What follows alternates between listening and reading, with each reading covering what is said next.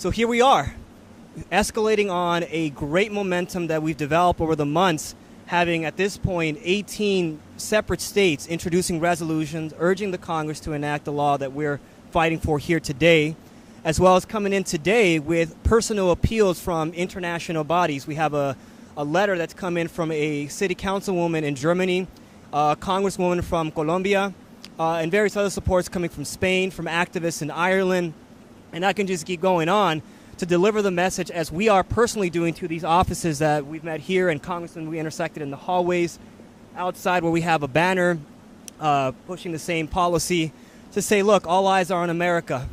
If you succeed here, it is not only a success for the American people, but it gives us in Europe and Ibero-America just a chance to fight and adopt similar resolutions so that we can defeat the IMF, so we can defeat the ECB, so we can defeat the British monetary system that was never entirely annihilated after Franklin Roosevelt's unfortunate and untimely death after World War II. We now can have the opportunity, if the United States enacts H.R. 129, to do the same, protect our people, and maintain our sovereignty. So that's really the context that we're here. And like I said before, there's a delegation of 50, including activists like myself. We've had a number of meetings, including many other things that I'm not personally aware of at the moment, but I can say that, look, we've had a good clash with the Republican office, just to give an example, over the moral necessity for Glass-Steagall versus this Vitters-Brown proposal that's been put forth in the Senate. And it's very clear that nobody's dumb about it, that that's not going to do anything, and as a matter of fact, just dodges a real moral question to instating Glass-Steagall. It's just a matter of they feel that they can't do anything because of this grip that Wall Street has over them. So we're here basically saying, look, we have 18 states who have said we're tired of this death. We're no longer going to impose death on our population and our cities and our states, and we're demanding that the Congress, as a bipartisan effort, take a moral stance to say that we will not. The federal government will not bail out the $17 to over $26 trillion worth of worthless assets from Goldman Sachs and AIG at the expense of people, at the expense of hospitals, at the expense of agriculture, at the expense of manufacturing, things that keep people working and things that keep families fed. So that's just been really interesting. We've had a number of fights and suggestions, or actually remarks given. There was a Republican from Idaho who walked by our banner that we were holding outside right next to one of the House buildings who said, look, I'm deeply considering signing on the Glass-Steagall.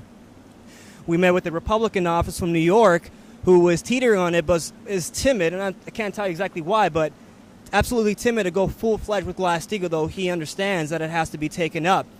We had a very intense fight with an office in Connecticut who would refuse to take a moral stance. And by the end of it, you know, the person that we met with said, look, I understand that there's widespread support and it's becoming popular. And, you know, we interjected, including with some constituents from Connecticut, saying, look, forget the populism. Yes, Glass-Steagall is becoming popular, but that's not why we're here. We're asking you to get behind Glass-Steagall on the basis of moral necessity. It is a matter of life and death for the people of this nation and the sovereignty of this nation itself.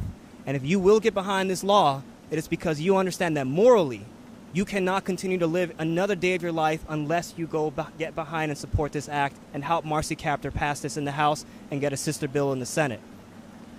So that's the kind of activity that we've got going. There's a delegation, like I said, that's still heading up other offices. And, you know, it's a wide range of support as well as smoking out the BS lines of Wall Street of we got to go with Brown Vitter and all this other junk.